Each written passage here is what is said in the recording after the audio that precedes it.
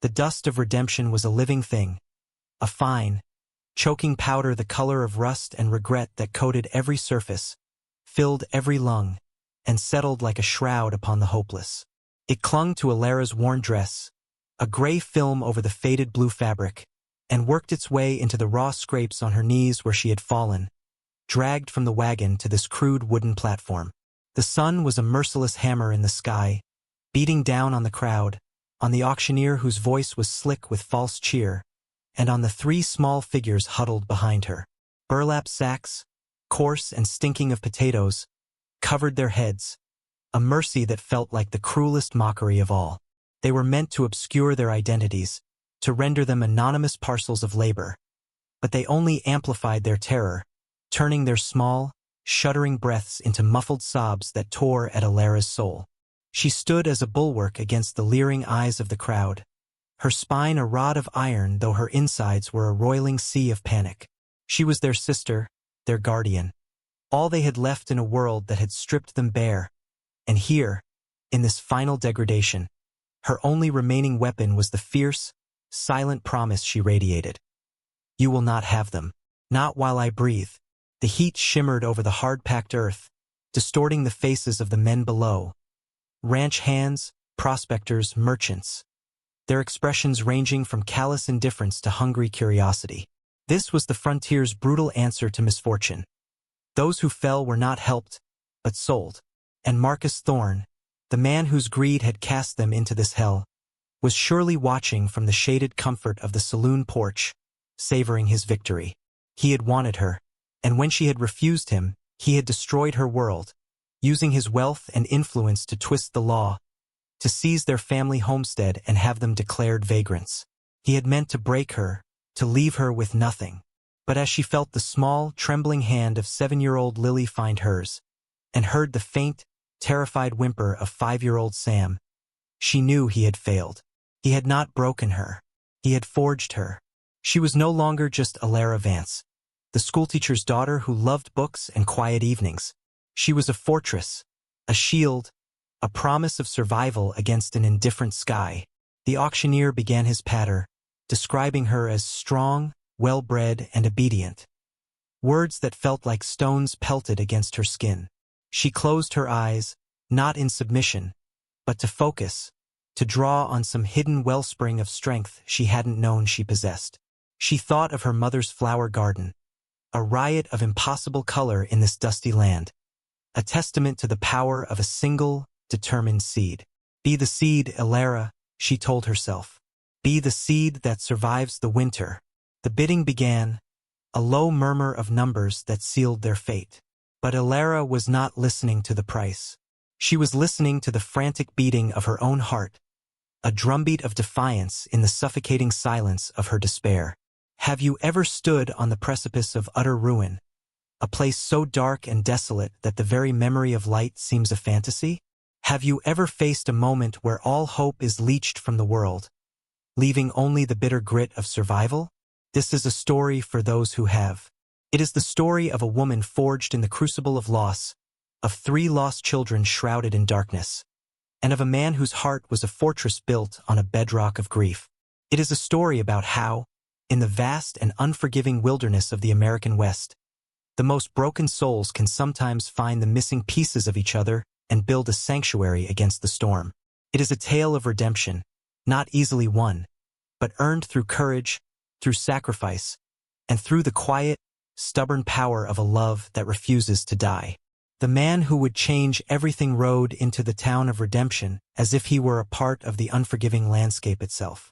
His name was Silas, and he was a man carved from the rock and timber of the high country. His shoulders were broad, his hands calloused from work and sorrow, and his face was a map of lonely trails and silent winters.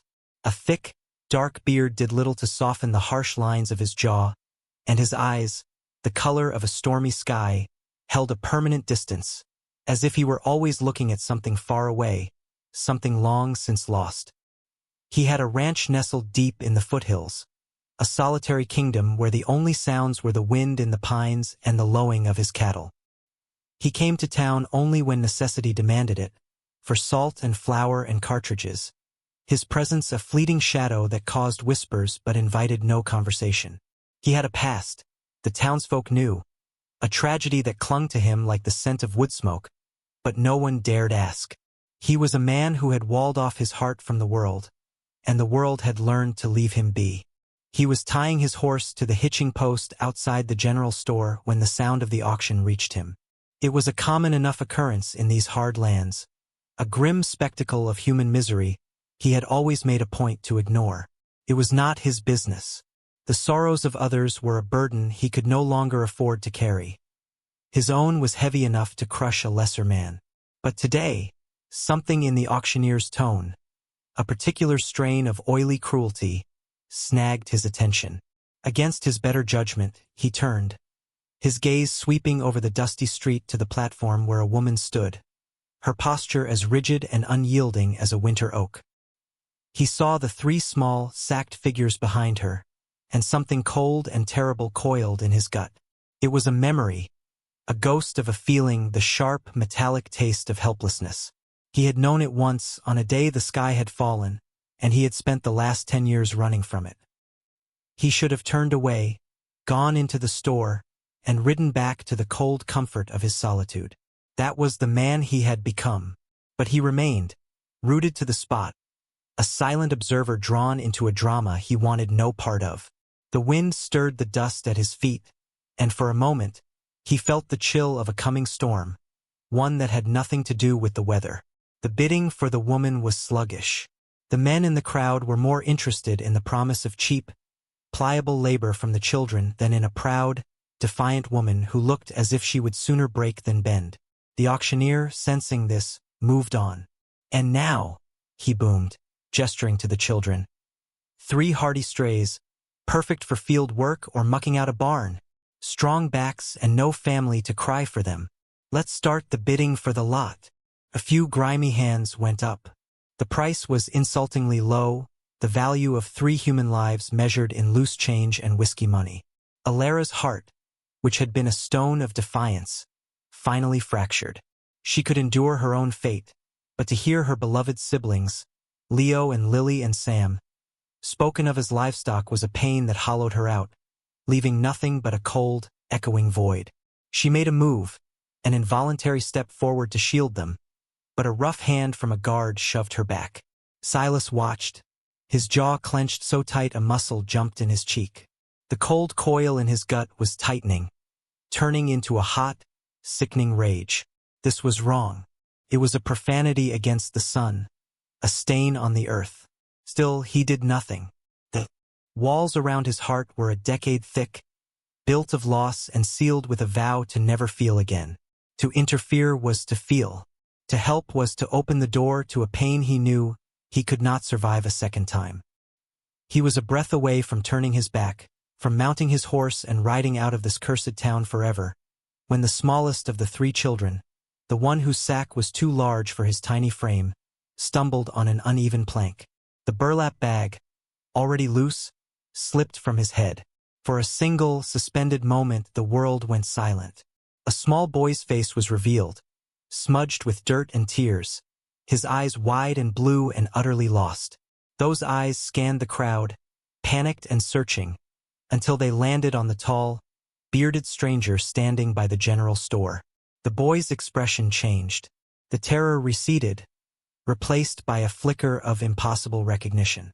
A word, barely a whisper, left his lips, but in the sudden hush it carried across the dust-choked space with the clarity of a church bell. Silas. The name struck the solitary man like a physical blow. It was not just his name. It was the way it was said, a soft, questioning lilt that he hadn't heard in 10 years. It was the sound his own son, Daniel, used to make when he would wake from a bad dream. It was the sound that his wife, Sarah, would echo softly as she soothed their child back to sleep. The name, in that exact tone, was a key, one that unlocked a vault of grief he had sworn to keep sealed for eternity. The walls around his heart did not just crack. They crumbled into dust. He moved, his body acting before his mind could raise its defenses. He strode through the parted crowd, his boots heavy on the earth, his shadow falling over the auction platform. He stopped before the auctioneer, his stormy eyes burning with a cold fire. He didn't speak. He reached into his coat and pulled out a heavy leather pouch, tossing it onto the auctioneer's podium. It landed with a solid, definitive thud, the sound of gold. "That's for all of them," Silas said, his voice a low rumble, like distant thunder. "They're with me now." The auctioneer, stunned into silence, could only nod as Silas turned, his gaze falling upon the woman Elara, seeing her properly for the first time. He saw not defiance, but a terror so profound it was almost holy. And in her eyes, he saw the question that would now define both their lives. "Who are you?" The journey from redemption to Silas's homestead was a long procession of silence, stretched taut across miles of windswept prairie. Silas rode ahead, his back a rigid wall of unfamiliarity, while Elara and the children followed in the rough-hewn buckboard he had purchased along with them, a transaction as impersonal as the one for salt and flour. The sacks were gone, burned in a small fire Silas had made at the edge of town, an act he performed with a grim finality that offered no comfort. Elara held Sam on her lap, his small body still trembling with the aftershocks of their ordeal, while Leo and Lily huddled close, their eyes fixed on the imposing figure of the man who now owned them. Fear was a fourth passenger in the wagon, a cold, heavy presence that stole the warmth from the afternoon sun. Elara's mind raced, a frantic catalogue of terrifying possibilities. Was this man a savior or a new kind of captor? Why had he paid such a fortune for them? And how, in all the world, did her little brother know his name? The question echoed in the rhythmic clatter of the wagon wheels, a mystery as vast and intimidating as the open sky above them. The landscape itself seemed to mirror her inner turmoil. It was a harsh, beautiful, and lonely land. Jagged mesas broke the horizon like the teeth of a saw, and the grasslands stretched on forever, a sea of pale gold whipped into waves by a relentless wind. It was a place that did not suffer weakness, a place that could swallow a person whole, leaving no trace. Yet, as the hours bled into one another, Elara began to notice small things, cracks in the stone facade of the man named Silas. When they stopped to water the horses at a meager creek, he lifted Sam down from the wagon with a gentleness that seemed at odds with his rugged exterior. He didn't speak to them, but he handed Elara a canteen of fresh, cool water and a parcel of bread and cheese, his gaze never quite meeting hers. Later, as dusk began to bleed purple and orange across the western sky, he built a small, efficient fire. He laid out bedrolls for them a respectful distance from his own, positioning himself between their camp and the open darkness of the plains, a silent, unwitting guardian. Elara watched him as he stared into the flames, his face a mask of sorrow so profound it was almost beautiful. She saw not a monster, but a man drowning in a private sea of pain. The knowledge didn't erase her fear, but it shifted its shape, softening its sharpest edges into a cautious, aching curiosity. They arrived at his ranch under the cold, diamond-sharp light of 1,000 stars. The cabin was nestled in a small valley, protected by a stand of tall pines and the dark shoulder of a mountain. It was not a sprawling mansion but a simple, sturdy structure built of thick logs, with a stone chimney that spoke of warmth and shelter. A barn and a corral stood nearby, dark shapes against the deeper darkness of the night. It looked like a fortress, a place built for solitude, for keeping the world at bay. It felt safe, but it also felt profoundly lonely, an extension of the man himself. Silas led them inside, the light from his lantern casting long, dancing shadows. The air was cool and still, thick with the scent of pine and old ashes.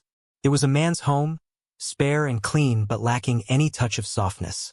A large stone hearth dominated one wall, cold and empty. A simple table and chairs, a bookshelf filled with worn volumes, a bed in the corner. It was a space that served function, not comfort. It was a house, not a home. "You can sleep here," he said, his voice rough from disuse. He gestured to a small loft overhead, accessible by a sturdy ladder. "There are blankets in the chest." And with that, he turned and left, retreating to the barn to tend to the horses, leaving them alone in the echoing silence of his life. Alara climbed the ladder and found the loft to be clean and dry, filled with thick wool blankets that smelled faintly of cedar. As she tucked the sleeping children in, she looked down at the main room, at the empty chair by the cold fireplace, and understood. This was not a cage. It was a sanctuary of grief, and they, the broken and the lost, had just been brought inside its walls. The first days in Silas's cabin were defined by a silence as thick and insulating as a winter snowdrift. It was a quiet born of caution and deep, unspoken sorrow, a language they all understood. Alara and the children moved like wraiths through the solid, masculine space, their footsteps light on the wooden floorboards, their voices hushed to whispers. They were intruders in his solitude, and he was a ghost in his own home. He would rise before the sun, the scrape of his boots and the clink of the coffee pot the only sounds to mark his passage. He would work until long after dusk, mending fences, tending his small herd of cattle, his physical labor a desperate attempt to outrun the memories that hunted him in the quiet hours. He ate his meals standing by the counter, quick and functional, as if the act of sitting at the table where a family once sat was a betrayal he could not bear. He spoke only when necessary, his words clipped and practical. "There's wood by the door. The well is fresh. Don't wander past the creek." They were not commands so much as boundaries, lines drawn around his world of grief. But a house where children live cannot remain silent forever. Life, stubborn and insistent, began to push through the cracks of their collective sorrow. It started with Alara. She could not abide the cold, empty hearth. It felt like the heart of the home had stopped beating. One afternoon, while Silas was out on the range, she swept the ashes and built a fire. The crackle and pop of the burning pine was a defiant sound, a small rebellion against the pervasive quiet. The warmth that filled the cabin was more than just physical. It was a promise, a flicker of life in a place that had been dormant for too long. When Silas returned that evening, he stopped in the doorway, his silhouette framed against the deep blue twilight. He saw the fire, smelled the unfamiliar but comforting aroma of the simple stew Alara had made from their meager provisions, and saw the children sitting at the table, their faces illuminated by the warm, dancing light. He didn't speak, but his shoulders, which were always held with a rigid tension, seemed to soften, to slump by some imperceptible degree. He still ate standing, but he lingered a moment longer, his back to the room, watching the firelight play over the log walls. The children, sensing the subtle shift, became the true architects of the thaw. Leo, at 10, was old enough to feel the weight of their debt. He began to follow Silas, a silent, watchful shadow, anticipating his needs. He would fetch tools, carry buckets of water, and stack firewood without being asked. He was trying to earn their keep, to prove their worth. Lily, with the innocent artistry of a child, began to leave her mark on the sterile environment. She drew pictures with charcoal nubs on scraps of paper. A lopsided sun, a smiling flower, a surprisingly accurate sketch of Silas's horse, and would leave them on the mantelpiece or by his plate at the table. They were small offerings, tiny flags of life planted in the barren soil of his loneliness. And then there was Sam. He did nothing but watch Silas, his gaze unwavering and filled with a simple, profound trust that was both unnerving and deeply healing. He held no memory of the auction, no fear of this gruff, silent man. In his mind, this was just Silas, the man whose name was a key, the man who had brought them to this warm, safe place. He was the anchor, the quiet center around which their fragile new world was slowly, carefully, beginning to turn. The blizzard arrived without warning, a furious ghost of wind and snow that swept down from the high peaks and swallowed the world in a churning vortex of white. For days, the wind howled like a hungry wolf, piling drifts against the cabin walls and sealing them inside. The world shrank to the dimensions of the 4 log walls, the fire in the hearth their sun, their moon, their entire universe. The enforced proximity acted like a crucible, the intense pressure and heat melting away the last vestiges of their guarded silence. There was no escape, no work on the range for Silas to retreat to, no corner of the cabin that wasn't shared space. The fortress of solitude had become an ark, and they were all adrift on a frozen sea. On the third night of the storm, the wind finally quieted to a low moan, and a profound stillness settled over the land. The fire crackled, casting a warm, amber glow that made the small cabin feel like the safest place on earth. Lily was asleep in the loft, and Leo was reading one of Silas's worn books by the firelight, his brow furrowed in concentration. Alara was mending a tear in Sam's small shirt, her needle moving in a steady, rhythmic motion. Sam himself sat on the floor near Silas's feet, carefully building a small log cabin of his own out of twigs. The quiet was different now. It was no longer heavy with unspoken things, but comfortable, companionable. It was Alara who broke it, her voice soft. "Thank you," she said, not looking up from her sewing. Silas, who had been cleaning a rifle, his movements methodical and precise, stilled. "For what?" he asked, his voice a low rasp. "For this," she said, finally raising her eyes to meet his. "For the fire, for the roof, for not leaving us in that place." He looked away, his gaze drawn to the flames. The firelight carved deep shadows into his face, highlighting the lines of a grief he had carried for so long it had become a part of him. "I couldn't," he said, the words costing him more than all the gold he'd spent in redemption. When he said my name, the unspoken question hung in the air between them. Alara set her sewing aside. "How?" she whispered. "How did he know?" Silas took a deep, shuddering breath, the breath of a man about to excavate a tomb. "My wife," he began, his voice thick with unshed tears. "Her name was Sarah. My son, Daniel. We lost them. A fever, 10 winters ago." Alara's heart ached for him, for the vast emptiness she had sensed in him from the very beginning. "Sarah had cousins back east," he continued, his voice growing stronger as he gave shape to the ghosts. "A family she wrote to, but never saw after she came west with me. The Vance family." Alara's breath hitched. "My mother's maiden name." The connection, the impossible thread, was suddenly revealed. It wasn't magic or a miracle. It was family. "Sarah used to tell Daniel stories," Silas said, a faint, sad smile touching his lips for the first time. "Stories about her cousins, about her sister's little girl, Alara, and her dreams of being a teacher. I reckon she must have mentioned my name in her letters, or maybe in the stories she told." And Sam, with the sponge-like mind of a child, had absorbed it all.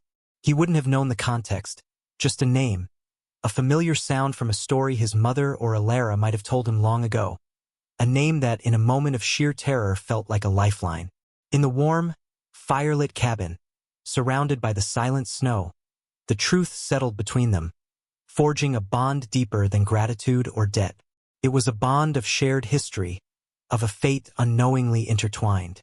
That night, for the first time, Silas did not retreat to the barn. He slept in his own bed, and the house, for the first time in a decade, felt whole. The melting of the snows brought with it a fragile, tentative spring.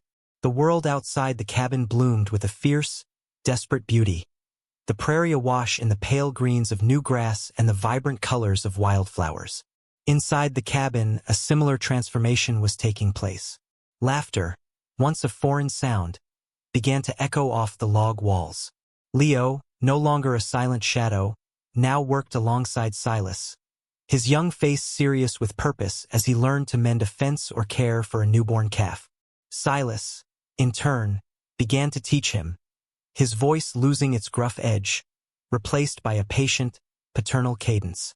Lily filled the cabin with her art and her chatter, her brightness chasing the last of the shadows from the corners. And Sam, the quiet catalyst, was a constant presence at Silas's side, a small, warm shadow that promised a future, not just a past. The relationship between Silas and Alara blossomed in the shared work and quiet moments of this new life. They fell into a natural rhythm, a partnership built on mutual respect and a deep, unspoken understanding. They would work together in the small garden Alara had planted, their hands brushing as they reached for the same tool, a simple touch that sent a current of warmth through them both. In the evenings, they would sit by the fire, the children asleep in the loft, and they would talk. Alara spoke of her love for books and learning, of her dreams for the children. Silas spoke of the land, of the way the seasons turned, of the satisfaction of building something with your own hands. He showed her the heart of the stoic protector, the deep well of kindness and honor he had kept hidden for so long.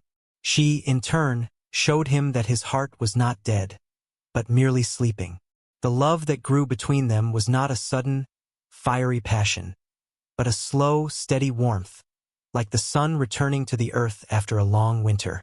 It was in the way he looked at her when she wasn't paying attention, a look of profound wonder and gratitude. It was in the way she would set aside a plate of food for him, keeping it warm by the fire for when he came in late from the range. It was a love built not on grand declarations, but on the small, sacred acts of caring for one another. But peace on the frontier is a fleeting thing, a temporary truce in a long war. One afternoon, a lone rider approached the valley. It was Jed, the old, grizzled owner of the Redemption General Store, a man whose quiet decency was a rare commodity. He brought supplies, but he also brought a shadow. "Silas," he said, his face grim as he dismounted. "I thought you should know. Marcus Thorne. He's been asking questions." The name fell like a stone into the clear, quiet pool of their happiness. Alara, who had been hanging laundry on a line, felt a cold dread seep into her bones, chilling the warm spring air. "He knows you bought them," Jed continued, his eyes full of pity for Alara. "And he knows where you live. He's been telling anyone who'll listen that they're his property, that a woman and 3 children were stolen from him. He's hired men, gunslingers from the sound of it. He's coming, Silas. He's a man who doesn't like to lose." The peace was shattered. The sanctuary they had so carefully built was suddenly a fortress under siege. The old fear, the one Alara thought she had conquered, returned, sharp and venomous. But this time it was different. She was not alone. She turned and looked at Silas. He had not moved. He stood by the porch, his hand resting on one of the thick support beams, as solid and unmovable as the mountain behind him. The haunted look was gone from his eyes. In its place was a cold, hard resolve, the look of a man who had found something worth fighting for, worth dying for. He met her terrified gaze, and his voice was calm, a bedrock of certainty in her swirling panic. "This is your home now, Alara," he said, his voice low and steady. "This is our home, and no one will ever take you from it." In the days that followed, the idyllic peace of the valley was replaced by the tense, quiet hum of preparation. The air grew heavy with a sense of impending violence, a storm gathering just over the horizon. Silas became the man he had once been, a man who understood strategy and survival, but this time he was not fighting for a lost cause or a forgotten memory. He was fighting for a living, breathing future. He worked with a grim, focused intensity, his every action precise and purposeful. He checked and cleaned his weapons, the Winchester rifle, the Colt revolver, their oiled steel gleaming in the lamplight. He scouted the approaches to the valley, noting every rock, every dip in the terrain that could provide cover for an attacker or a defender. He reinforced the cabin doors and shuttered the windows, transforming their cozy home into a defensible position. He was a protector in his element, a man moving with the deadly grace of absolute certainty. He was preparing for a war and he intended to win, but he was not preparing alone. Alara refused to be a passive victim, a trembling damsel waiting to be rescued or captured. The woman who had stood on the auction block in Redemption was gone, replaced by the woman who had survived the blizzard, who had built a home from ashes, who had fallen in love with a broken man and helped him heal. She would not hide in the loft while the man she loved fought for her life. She remembered her father, a gentle scholar who believed a woman should be as capable as any man, taking her out to the fields and teaching her how to handle his old hunting rifle. She had hated the loud report, the kick against her shoulder, but she had learned. It was a skill she had packed away with her girlhood, a thing she never thought she would need. Now it was everything. "I can shoot," she told Silas one evening, her voice steady, her chin high. He stopped what he was doing and looked at her, truly looked at her. He saw not the fear that still lingered in the depths of her eyes, but the fire of resolve that burned more brightly. He saw a partner, an equal. He nodded slowly, a look of grim pride on his face. "I know," he said. He took her out to the edge of the woods and set up tins on a fence post. The old rifle felt heavy and awkward in her hands at first, but the muscle memory returned. The first shot was wide, but the second was closer, and the third sent a can spinning into the air. With every shot, she felt her fear being hammered into something harder, something useful. She was no longer just fighting against Marcus Thorne. She was fighting for Leo's future, for Lily's laughter, for Sam's innocent trust. She was fighting for this small patch of earth that had become her world, and for the quiet, honorable man who was its heart. The children, too, became part of the defense. Leo, with a solemnity far beyond his years, helped Silas secure the barn and the corral, his small hands working with a fierce determination. Lily, sensing the tension, became the guardian of their morale, her sweet singing a small light against the encroaching darkness. And Sam, too young to understand the danger, simply stayed close to Silas and Alara, a living, breathing reminder of what was at stake. They were no longer four separate, broken people. They were a family, a unit, a small, stubborn clan standing together against the coming tide, ready to defend their home to the last. The day Marcus Thorne arrived, the sky was a brilliant, cloudless blue, a cruel mockery of the ugliness to come. They came on horseback, 5 of them, dark figures emerging from the shimmering heat of the prairie, their approach heralded by a rising cloud of dust. Thorne was at their head, resplendent in a tailored city suit that was wildly out of place in this rugged landscape, his face a mask of arrogant certainty. The 4 men with him were of a different breed, hard-faced gunslingers whose only allegiance was to coin, their eyes cold and empty. They stopped at the edge of the clearing, just beyond rifle range, a silent, menacing line. Silas stood on the cabin porch, his Winchester held loosely in his hands. Alara was just inside the door, her own rifle ready, her heart a frantic drum against her ribs. Leo was with her, tasked with reloading, his young face pale but determined. Lily and Sam were hidden in the small root cellar beneath the floorboards, a safe place Silas had prepared, their silence a testament to their terror. "Silas!" Thorne's voice was smooth, cultured, and utterly contemptuous. "I know you're in there. I've come for what is mine. Send out the woman and the children, and I'll let you live. You're a rancher, not a fool. This is not your fight." Silas's reply was the cold, metallic click of him cocking his rifle. The sound was his only answer. Thorne laughed, a short, ugly sound. "Have it your way." He motioned to his men, and they spread out, using the trees and rocks for cover as they advanced.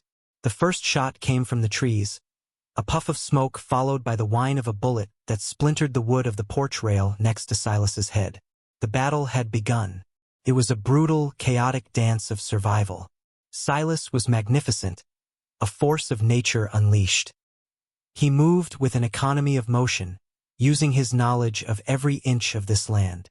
He fired not wildly, but with deadly precision, his shots forcing the hired guns to stay pinned down, unable to get a clear shot at the cabin. The air filled with the deafening roar of gunfire and the acrid smell of burnt powder. Inside, Alara's world had shrunk to the narrow view through the window. Her fear was a cold, hard knot in her stomach, but her hands were steady. She fired when a target presented itself, the kick of the rifle a familiar shock. She was no longer a teacher or a victim. She was a soldier defending her home. One of Thorne's men tried to make a run for the blind side of the cabin and fell to Silas's unerring aim. Another's nerve broke, and he fled back the way he came. But 2 remained, seasoned and deadly, and they had Silas pinned behind a water trough. Thorne, seeing his advantage, dismounted and began to advance on the cabin himself, his own pistol drawn, a smug smile of victory on his face. He believed the fight was over, that all that remained was to collect his prize. He didn't count on Alara. She saw him coming, saw Silas unable to move without being shot. In that instant, all her fear burned away, leaving only a white-hot, protective rage. She raised her rifle, took a steadying breath just as her father had taught her, and aimed not to kill, but to end it. She squeezed the trigger. The rifle bucked, and across the yard, Marcus Thorne screamed, his pistol flying from a hand suddenly shattered and bloody. The two remaining gunslingers, seeing their paymaster fall and having no stake in his personal vendetta, wasted no time. They mounted up and galloped away, disappearing back into the heat haze from which they had come. The silence that fell in the aftermath was absolute, broken only by Thorne's pathetic whimpers. Silas rose from behind the trough, his rifle still ready, and walked toward the defeated man. There was no triumph in his eyes, only a weary disgust. He did not kill him. His honor, the very thing that separated him from men like Thorne, would not allow it. He bound Thorne's hands and his wound, put him on his horse, and sent him back toward redemption with a slap on its rump. The threat was not just defeated. It was vanquished, broken by the combined strength of a stoic protector and the woman he had saved, who in the end had saved him right back. A year passed. The violent memory of the confrontation with Thorne faded, replaced by the steady, peaceful rhythms of the seasons. Spring returned to the valley, not with the fragile, tentative hope of the year before, but with the deep, confident assurance of roots that had taken hold. The ranch was no longer a sanctuary of grief, but a vibrant homestead teeming with life. The cattle herd had grown, the garden was twice as large, and the laughter of children was now the most common sound to be heard, a music that had healed the very soul of the place. Silas and Alara were married in the fall, a simple ceremony by the creek with old Jed from the general store as their witness.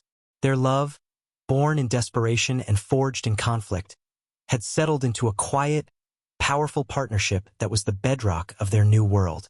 Silas was a changed man. The haunted, distant look was gone from his eyes, replaced by a warm, steady light. The walls around his heart were gone, and in their place he had built a home. He was a father again, and the joy he took in teaching Leo to ride, in listening to Lily's fantastical stories, and in carrying a sleeping Sam into the house at the end of the day had filled the hollow spaces within him. Alara, too, was transformed. She had discovered a strength she never knew she possessed, a resilience as tough and beautiful as the wildflowers that bloomed on the prairie. She was a teacher, a mother, a wife, and a partner, her days filled with purpose and love. The ghosts of her past were laid to rest, and her future stretched before her, as bright and open as the Montana sky. The cabin, once a monument to loneliness, was now a home in the truest sense of the word. A new room had been added for the boys, built with logs Silas and Leo had felled and stripped themselves. Lily's drawings covered the walls, a vibrant tapestry of their life together. The bookshelf held not only Silas's old, worn volumes, but new schoolbooks for the children. The hearth was never cold. It was here, in the evenings, that the family would gather, the firelight dancing on their faces. Silas would sit in his chair, no longer a ghost at his own table, with Sam asleep on his lap. Alara would read aloud, her voice a comforting melody, while Leo and Lily listened, their faces rapt. They were a family not of blood, but of choice.